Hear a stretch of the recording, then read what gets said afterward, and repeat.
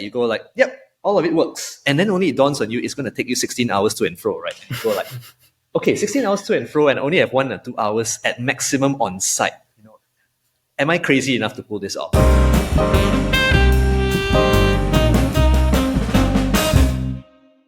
Hello and welcome to MyWatches podcast episode 23. I know it's been a while, but we are finally back. All right.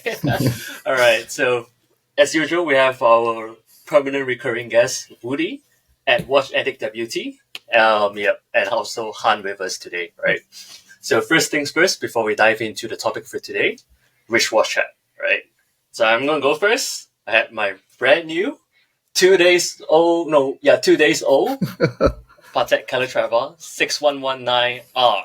Yeah, I remember the number, the reference number for this. That's a milestone. All right, to you, Woody.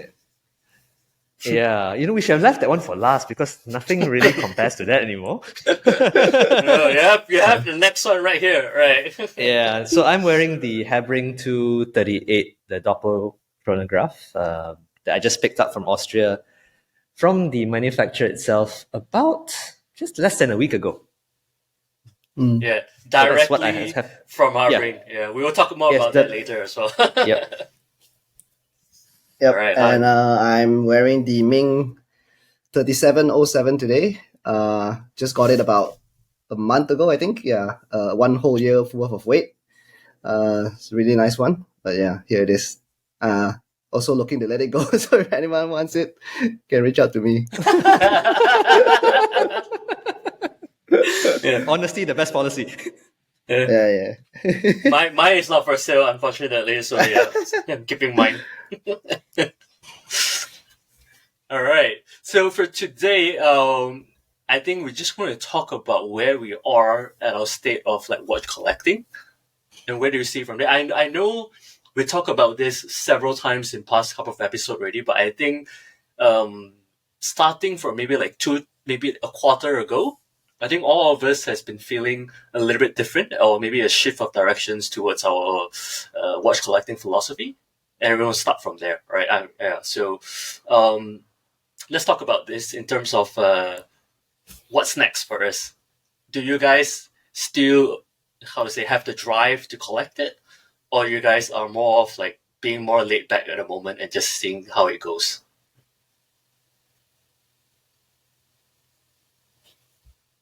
Woody, you want to go first? Han, you want to go?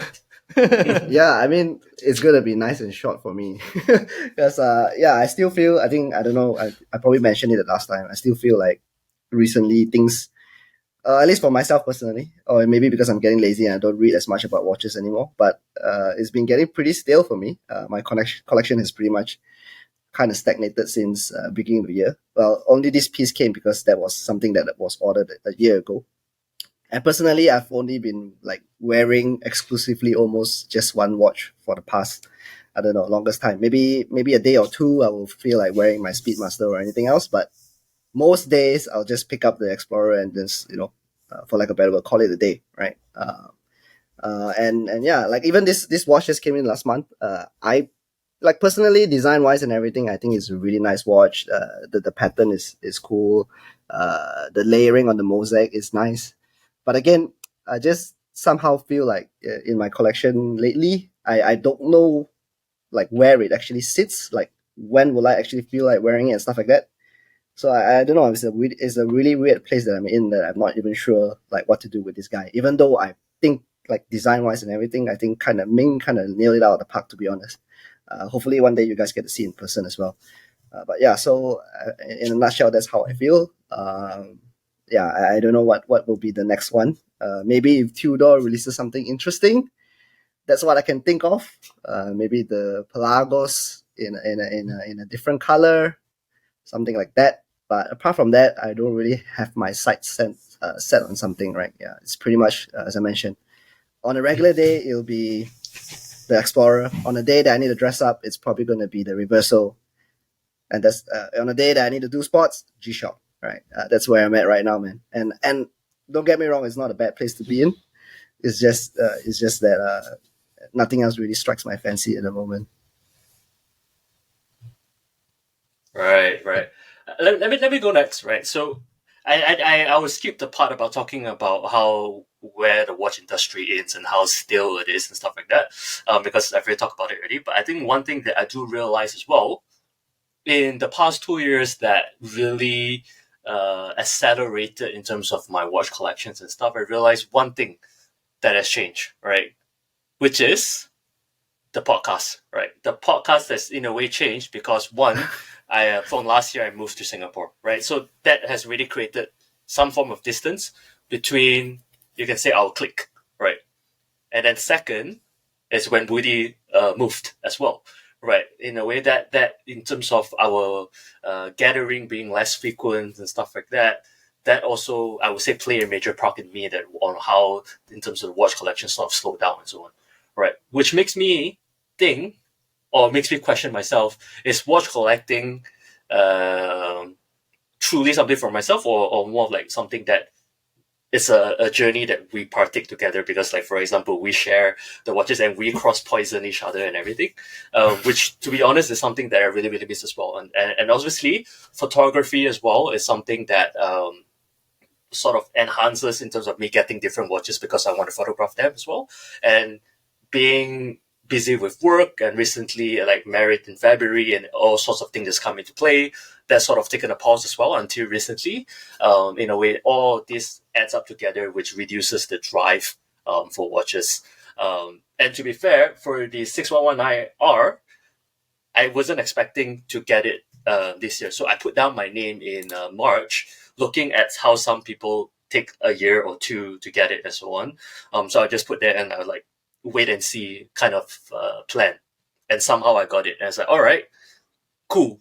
And to be honest, it wasn't as exciting as it was back then. It's like, all right, next watch. I sort of like, oh, okay, cool. The chances come up, I'm going to get it and then see how it goes. Right. So that's sort of like where I am at the moment. Yeah. Yeah, I think a lot of what you guys are saying are echoed very much. And I'm very sorry to have caused you to get into this rut, James. I take credit for and the curse at the same time. I think having said that, yeah, we ignore whatever's happening with the industry because I think that's one thing that's bothered me for a while now, and I've covered it extensively, all the price increases without really much significant change to benefit the owners or the users these days. But I think for me, it was primarily moving out here. I'm actually right in the middle of nowhere, almost an offshore job.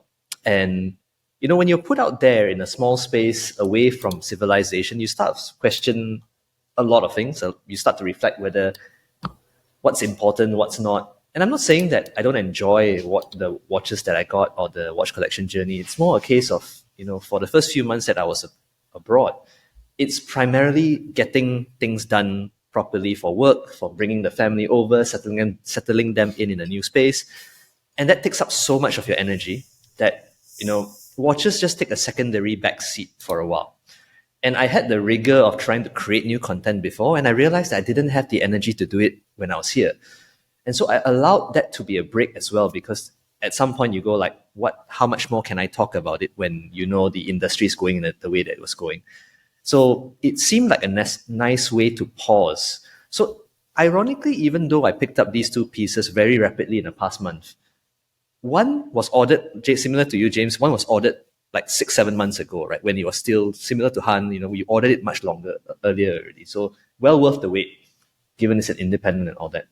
The second one, which is the Tudor Black Bay 54, which I picked up about 3 weeks ago, was pure coincidence. I walked into a mall knowing that it's really hard to get people on wait lists, right? And there was one there. It was destined to be a display unit. I managed to pick that one up. And so, no brainer, I liked it. It wears well. So I picked that one up. But if I wasn't there, I wouldn't have bothered to search for it. If I wasn't at that mall in the city, I wouldn't have bothered. I wouldn't go hunting for it. I wouldn't have gone online to search for who's selling it. It would have been, if it comes, it comes. If it doesn't come, it's okay. In fact, I think, James, you even put a name down for me, and I half expected it to be end of the year, if anything, right? So, and that was okay as well. There was no urgency. And I actually dropped off the social media space for a good few months. It felt like an alien space altogether. It didn't feel familiar to me. So it's been odd. Now, to that point, I don't think it's a case of me losing interest in watches. It's more a case of a combination of factors. that I've just mentioned. One, things that are coming out are more expensive. I actually feel that it's a horrible time to be new into watches right now unless you have the means to do it, because whatever we have gotten probably cannot be bought at the prices we got it anymore over the past few years.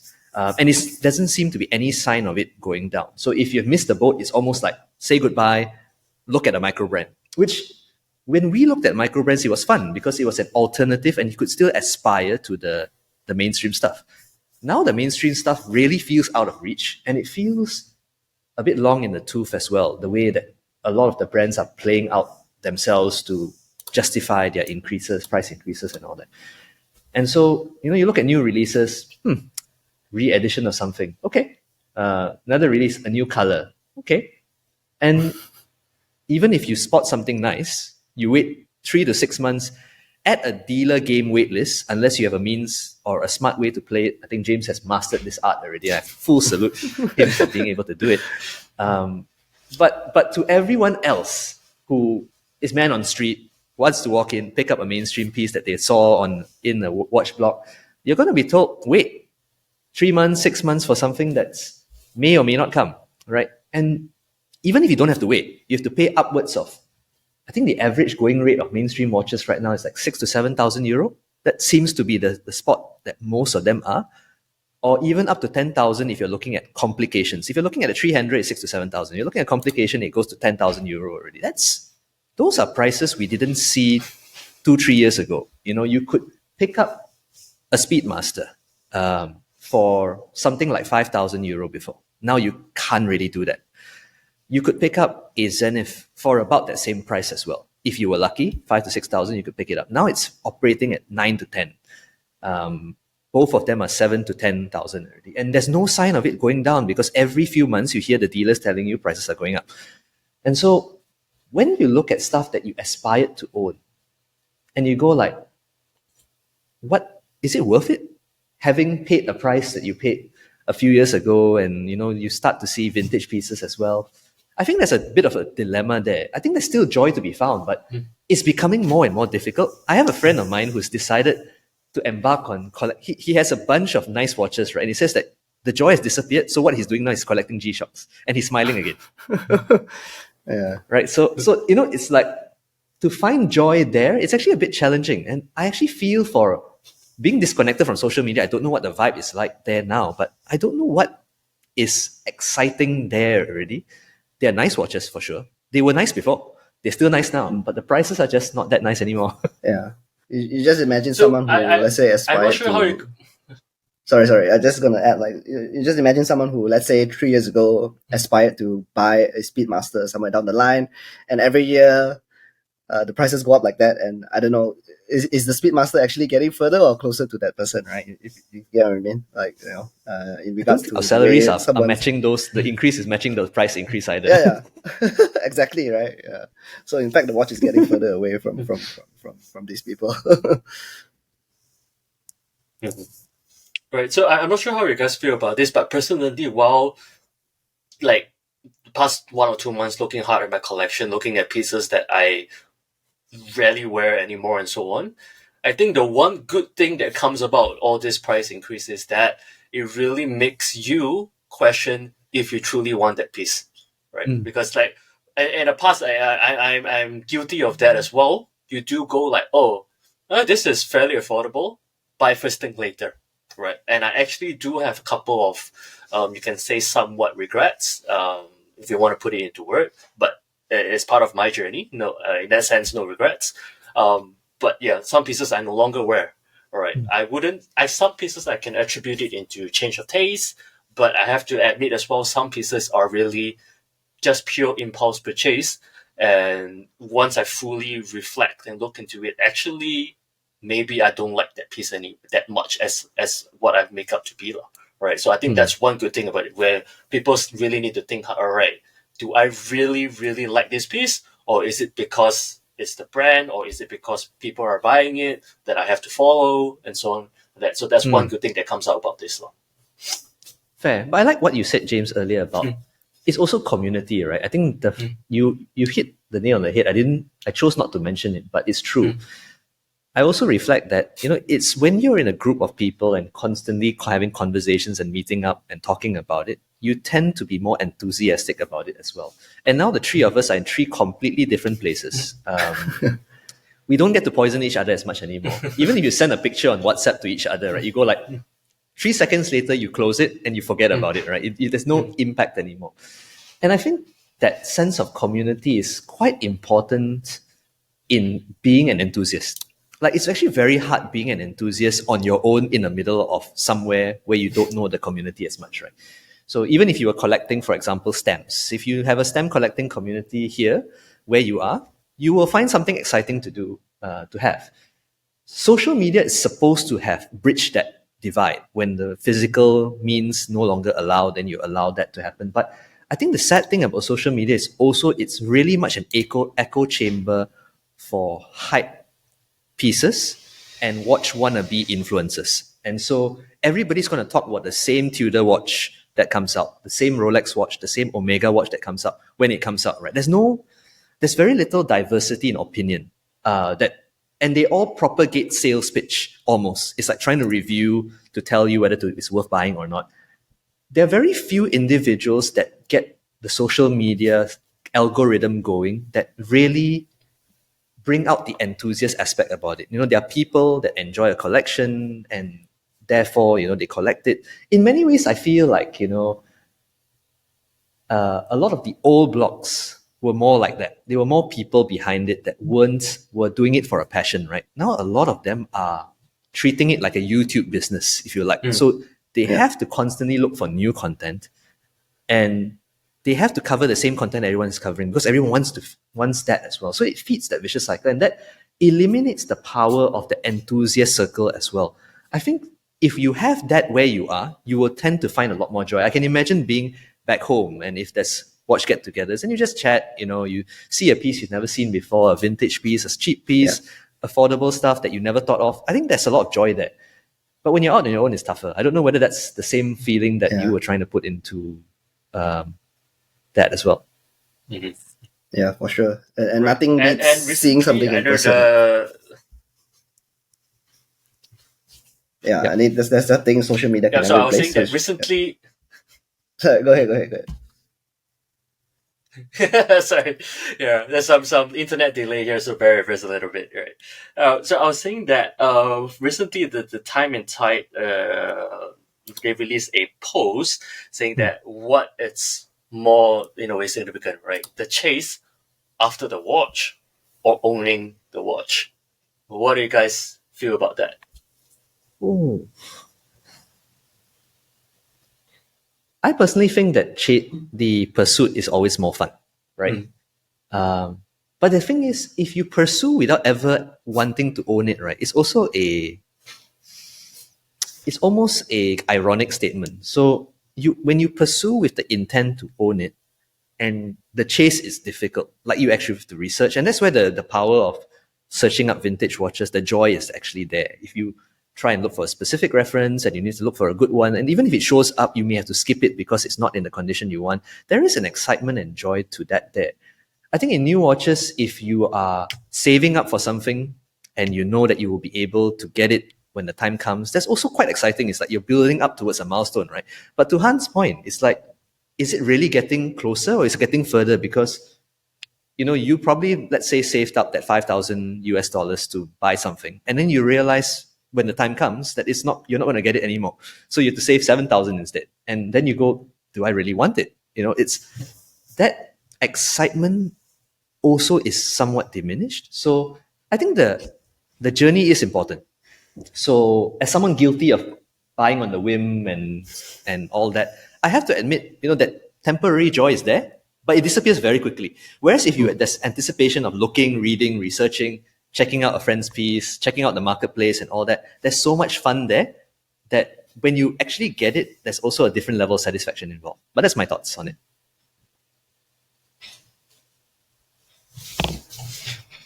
Right. So I think you put it really, really well. I personally feel as well, yes, you do get, you can say, the thrill, the adrenaline, So the jitters that you get while deciding, oh, should I spend this amount of money and stuff, right? Especially when that particular excitement is being shared or co-shared with a bunch of people, and with people that genuinely have that excitement for you to get that piece as well. I got a feeling sometimes looking at how your friends or your watch groups getting the watch, it's exciting as well, right? Even though you don't get to own that piece, right? It's just Yeah. exciting observing and in a way living vicariously through that person, right? So Yeah. I think all of this is very, very fun. But I think, which is very reflective to me as well, the longevity of that excitement or the long term as well, it's owning that watch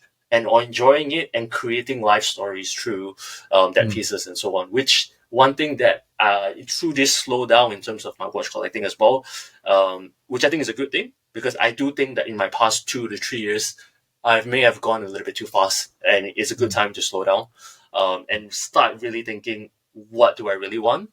Do I want to continue adding in pieces, or do I want to downsize to get bigger pieces and stuff like that? So all these questions are very much on the top of my head right now, and will bring me to the next level in terms of my watch collecting journey. Yeah. So, That makes sense. I think the danger that I'm a bit concerned about, and I'm going to pivot to Han very soon, right, is this, I consider it a little bit of an addiction as well. And that's in my nickname, so I get a free pass for that. When you take something, let's say if you drink liquor, right? If you start with shandy and then you go to beer and then you go to hard liquor, right? After a while, it's very hard to come back down again. You can when the special piece comes along, but I think what I'm trying to point out is, the longer you are in this hobby or this enthusiast journey, right, it's even harder to get the joy from the hit, because it's no longer a drug that affects you the same way. My example is alcohol, but coffee works the same way. I'm now on double espressos. It used to be a very light drink, right? But now you go into the more potent hit. And I think that's the danger as well. The longer you are in the enthusiast journey, unless you find something that interests you, then that will also become a problem, because the watch that would have brought you joy before may not bring you joy anymore, because you've been here, done that sort of a feeling as well. And that's a bit tricky. But the reason I wanted to pivot to Han is because I think there was, when you got your Explorer Han, I think there was one thing that you almost realized the moment you got it. It's like, I'm quite content now to just wear this one piece. I still love the rest of the pieces, but this, I can see myself wearing this every day already. I don't see a need to own anymore for the sake of enjoying this, because I'm loving this one piece, right? And that's actually a nice way to be at as well. So I thought you would want to be able to share a bit more of that thought process. Yeah, I mean, definitely. Having the Explorer, yeah, I guess it. Now that you mentioned this, I kind of think back. I think it was really kind of from that point onwards, it started really slowing down for me a lot more. I was a lot more careful in the pieces that I was even considering. As what James said, right? Maybe last time we tend to be a little bit more trigger happy, quote unquote. I think since then, not many pieces. There was the Omi Watari and stuff like that, but I think those ones I also don't see myself letting go, because it's something that I truly enjoy. So yeah, I mean, I think you put it quite well. I'm at a space now where I can truly just be happy with owning this one piece and really wearing it a lot. Which is why also I'm having a really tough time trying to find a place for this little guy, right? Right here. Even if I think that it's nice, I just really don't know how it fits, number one, but also how practical is it now to have this, because let's be honest, it's also a chunk of cash sitting in let's say my drawer or my safe, right? Yeah. I think the my personal advice is that I mean, yes, we do see that, like I mentioned, do see that joy in terms of poison, but then again, I think there is a right place and right time for it. So what I'm trying to say is that you don't have to constantly get it. Because this is me telling myself as well. If I were to tell my past self, I think it's fine, because last time I used to say, or every maybe quarter I want to get one piece and stuff like that, which like consists of like different micro brands, it's like quote unquote cheaper ones and so on. And I think early this year I didn't really have any until 2 days ago. And it, to a certain extent, it feels a little bit weird. Right? Because previously it's like, I need a new one. I need to create new photography and stuff like that. So looking at where's the next piece, where's the next piece, where's the next piece, constantly chasing after that. And I think it's fine. Take your time. And even if you do it, taste change. I mean, taste change for me several times. Now I'm into precious metal pieces for now. 1-2 years later, I don't know where will I be, and I think that's fine, right? There's you in a way, everybody's journey is different. Some take longer, some take shorter, and just go about it, enjoy it as much as you can. Yeah. So, as someone who's never got to experience buying a precious metal watch, could you share with us what the experience is like, as opposed to buying, let's say a Tudor or a stainless steel piece, right? How's the experience differ? Okay. I wouldn't say, in terms of this experience, I wouldn't say too much of being a precious metal pieces, but more of it being a Cartier, right? Not Cartier, sorry, Patek Philippe, right? So I want to say is that I could get a precious metal pieces for a lot cheaper. From you can get a 10 Louis with discount for a lot cheaper. I would say this experience, my second experience, buying a Holy Trinity watch. And I would say the biggest difference is the Royal Oak chronograph that I get was something that I don't really enjoy, but I got it because it's Royal Oak, right? Whereas this one, it's a Calatrava, where anybody can go in and get. It resells under retail. You could even buy it for cheaper outside as well. And that's the piece that is also where I sort of aspire to get eventually when I first started on my watch collection. When I first started out, it's always been the Sub and the Calatrava. I always thought that is my 2-watch collection, right? The Sub and Calatrava. And then I was like, all right. And then finally, I think that with all the watch prices increasing year on year, I finally make the decision to buy it now, because as an excuse, I tell myself I would probably save more money rather than waiting in the future, because it's 10% of a high ticket item is going to be a very high absolute value increase of year on year. So sort of like that excuse I give myself, right? So that's not after wrong. getting it, I would say that the experience so far, it's pretty surreal and also scary at the same time, because I'm cautiously worried that if this is a good financial decision, right? I'm trying to be as much as financially responsible as much as I can, and this is the most expensive watch I've purchased in my collection, right? And the thing is that is it worth it? Is it like right to spend so much money for just a watch? What if it gets stolen and stuff like that? How would I feel about it? End of the day, it's a luxury item more than a necessity, right? And then I don't know. Until now, to be honest, I can't come to a conclusion. So I'm cautiously enjoying this piece at the moment. I would say that in terms of getting it, it's so far has been the nicest unboxing experience that I've got. Unboxing, when the watch was presented to me, the entire case is made of mahogany wood. They gave you, I think, like 3 booklets and like a really thick manual and everything. Everything was super detailed. Everything was explained to me.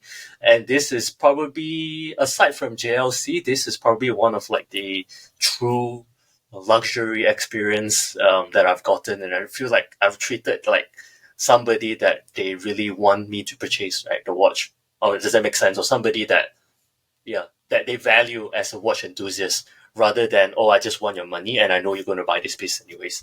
Which is how I felt to a certain extent how I felt with all my Rolexes, and to a certain extent how I felt with the Royal Oak as well. Royal Oak is like, all right, here's the watch, here's the champagne, off you go. This one, I think I spent probably like an hour and a half or 2 hours in the boutique, talking about the watch, looking at the watch. Everything was explained to me in detail with a hand-papered certificate that was signed, registering a Patek archive. So my watch in this serial number is permanently going to be in the archive in Geneva. So if my kids 50 years from now were to travel from Calatrava to Geneva and they show them this watch, my name can be found in the records and stuff. So I think things like this is pretty cool. Like it's really like exclusive, right? It feels luxury. It doesn't feel mass produced and stuff like that, which is great, right? Yeah. So I think from all of that, it's been really really great. But I don't think I fully absorbed it yet. Maybe ask me a month later, I can give you a better answer. Yeah. Yeah. All right. I think this is a good time to pivot to Woody. So the Woody, I think the audience will probably be very keen to find out why and how did you make that journey all the way down to Austria to collect your watch? I think it's like this, it's a bit of having been there, done that a lot of the times. I was going through a list in my head, as any sick person who's an enthusiast does. It's like I've done new pieces, mainstream pieces, micro brands. I've done vintage, new vintage, and I go like, independent watches are interesting, but they're really exorbitant usually as well. But they happen to be one that I've always kept an eye on because I'm a huge fan of chronographs. And Richard Habring is a real name in the industry for being a true innovator of creating very robust chronographs. And he was responsible for the split seconds in IWC 20 over years ago as well. In fact, it was only when the patent expired 10 years after that he was able to take that same design schematic, modify it, and then create something of his own. But I think the idea here is, if you're going to do an independent watch, it needs to be beyond just a product already. Because the thing about an independent watch is it's done by a person or a few people.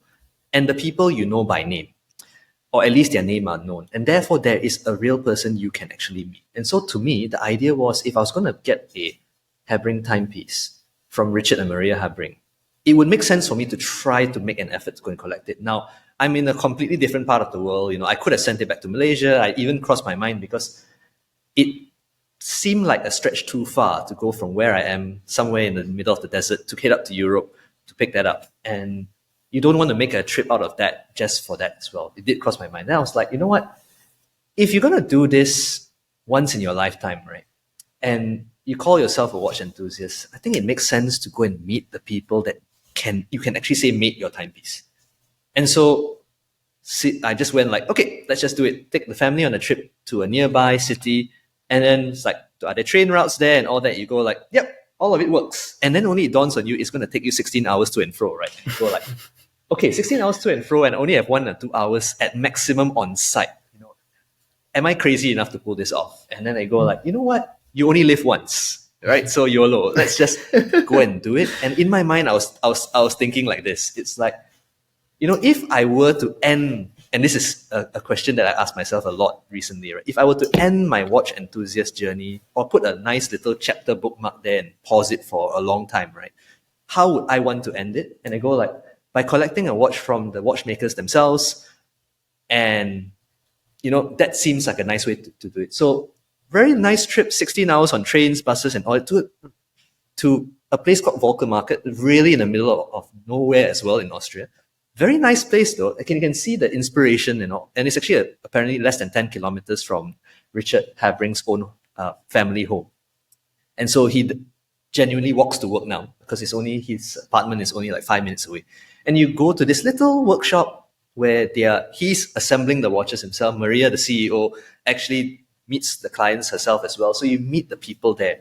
And they're the most pleasant people ever. I actually have a photo I won't be able to share, but of the Richard literally putting the watch over his eye and just smiling at me, my actual watch, it's like that sort of experience. And, he's the one that will put the final pieces together. I got the strap changed out and all that, and he was the one that put it together for me, passed it over. Nothing grand like what James explained. It's it's very personal. It's like you entered a very private little workshop. And this brand doesn't stand for that anyway. They don't have luxury in their name. They recognize they're trying to bring value for money. They are trying to be as true to what they're trying to produce as well, reliable and all that. So luxury is not in the word. So they don't even do any sort of marketing. A lot of what they are known for is through the enthusiast group themselves. And so I felt that it was nice to go and meet the people that made your watch. And I don't regret it. The two of them were wonderful. I met a few of their watchmakers in the places they were. I saw a Doppel perpetual being put together as well by one of the watchmakers there. And so all the parts, there are 3 or 4 watchmakers there in a little workshop in a small apartment area. You just go up there. There's this tiny space that they work from, and then the showroom is a small space as well. Very homely, if you like. You almost like walking into someone's home, and they're just doing all the work there. And you know that every piece that comes out from there is assembled by this group of people, and the QC is done by the couple that you have just met, that are the namesake of the brand as well. And that truly felt special. I regret I spent so little time there, but I have to give credit to Maria. She was really, really generous. Gave me a stack of stuff as well. And we just had a very nice conversation going. I was just very conscious of the time, and I just had to go and catch the next bus to get out there, to catch the next train back and all that. But having said that, put all that into perspective, it's the sort of experience that I wish upon every watch enthusiast one day. Meaning, if you can somehow meet at least the person behind the brand. So even if it's a micro brand and you get to meet the people that were the brainchild of the design, right? It's a very different feeling that you're going to get, because again, back to the point that we mentioned earlier about the people, right? You're meeting the people behind the design, the product, the brand that thought this up, that thought to put this together. And that sense of connection that you make through a product that they design is something special. And if there's something I wish upon everybody who's a watch enthusiast, do something like this if you can. Put your name into the Patek archive if you can. That's one way to get there. Or meet people that came up with the watch. And that's something, unfortunately, you won't be able to do with Tudor or Rolex or Omega. Well, maybe Omega you can meet the CEO though. The Rolex CEO is much harder to meet. So is the Tudor CEO. But the reality is you meet the people, and it gives you a whole different vibe, because at the end of the day, it's the people that bring the products together. So that's what I'd leave you with. Yeah, I like to add on from there as well, because I think for my recent trip to Japan, that I've been to the Kurono Tokyo Saloon, not 16 hours away, unfortunately. It's probably just an hour train ride. That's smart. Which I think, yeah, right. I went there and it was a great experience as well, right? Kurono is a brand that I have been supporting for a couple of years as well. I went in there, I wore my Kurono Grand Harmony over there as well to visit his hometown. Went into there and I was greeted with very, very great hospitality as well, which is something that, let's Woody echo, it's not common with mainstream brands. And it's very, very uncommon, right? Went in there, was offered a very great service, and they looked, what do you have there? Grand Harmony. They want to know about it. What do you feel about the watch? And then you can felt the gratitude for them. It's like, you are not a customer, but a supporter of my brand and my vision and they like to have conversation with you. They show you existing pieces that they have, although some of it is for sale and so on.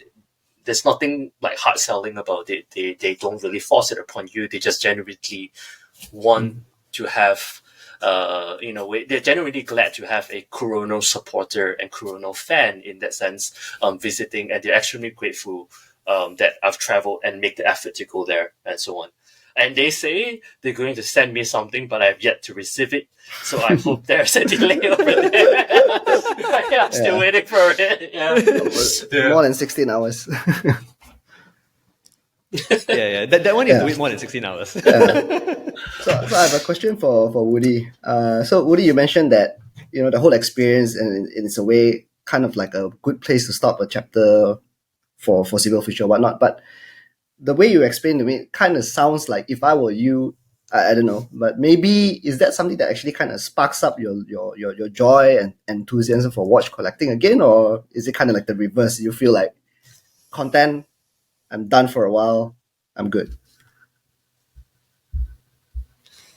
Right now, honestly, it's more the latter, because I don't know what else I'm looking for, right? It's like you could go into a whole rabbit hole of independence, and I think we've got friends in those spaces as well, right? Yeah.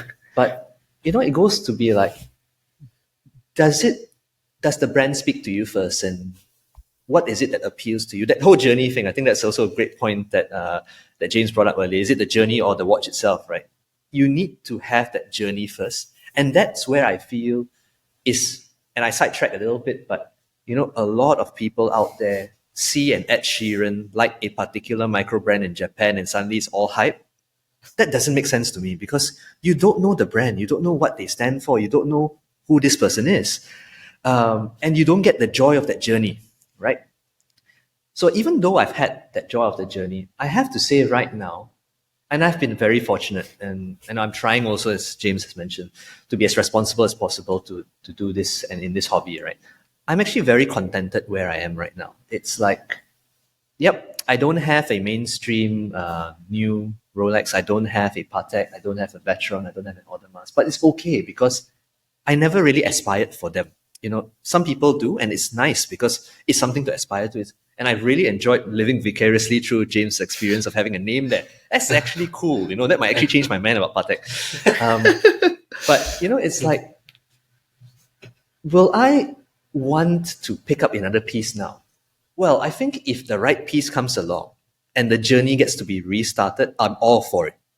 But where I am at the moment, I'm very happy to just go just take a back seat, enjoy the entire collection I've amassed, the entire journey I've put together. If the social media space allows me to share information of what I've acquired through the days and what learnings I have, so be it. But if you told me that I couldn't buy another watch tomorrow, I'm not going to cry about it, because it's like, I'm okay to stop here. And I felt it was a very nice way to put a little feather in the cap, to just go out and meet people that made it, get that sense of enthusiasm and love that they have in making watches, right? And you go I generally don't mind picking up another piece from them, but it needs to be the right piece. So it's not a blind supporting it for the sake of supporting a brand, right? It needs to be a product that I enjoy as well. So I'm looking forward to finding a product that allows me another journey, but it needs to be something that comes to me naturally. It cannot be something that you just see and you go this is nice, I think I will go and search again. It doesn't feel like that anymore. So it feels more like putting a chapter end at the moment. Makes sense. Yeah. I think, I think for me as well, you can say that it's my closing of chapter of checklist, right? Because I said, the sub and the Calatrava was like, when I grow up, this is what I want to get when I can afford it. And it's like, right now it's like, oh, done. Right? That's like ahead of timeline, which is I'm very grateful for, don't get me wrong, right? So what happens next is like, let's see, right? I will find the next checklist, or when the next checklist come, and we'll see how it goes. But yeah, there's no urgent need for anything, because bulk of the checklist, it's already being ticked off already. I'm going to just drop something on you, James. You've technically bought the watch for your next generation already. So you've done the checklist for the next generation as well.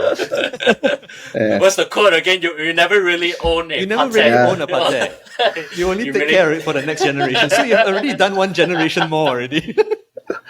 But before we end this, I think I got one more thing I want to share. I forgot about this as well. So this is how busy I bought it, and it's been in the case since I got it from Japan, which is actually another new watch as well, which is a the Seiko, right? The Seiko. Yeah, the Seiko Lord Marvel.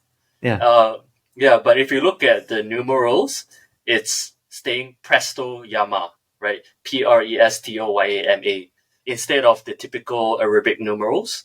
And this is a sort of an, I think when I was in Japan, I had a lot of things that in my mind as well. I was like, all right, oyster quartz and everything that I thought I wanted to buy, and finally add the new piece, right? Because this is in May, it's been several months of not buying any piece already. And to be honest, there were some good deals. There were some oyster quartz that I considered, but to be honest, never really had that final push. And only this is the one out of everything which I bought, because it's I don't know, something that caught my eye. It's pretty unique. It just looks weird, right? With the cursive writings and stuff like that. So I thought it was pretty cool. And on top of that, the guy over there, I had a very good conversation with him. He is from the US, but Japanese guy that lived in US and then now live in Tokyo.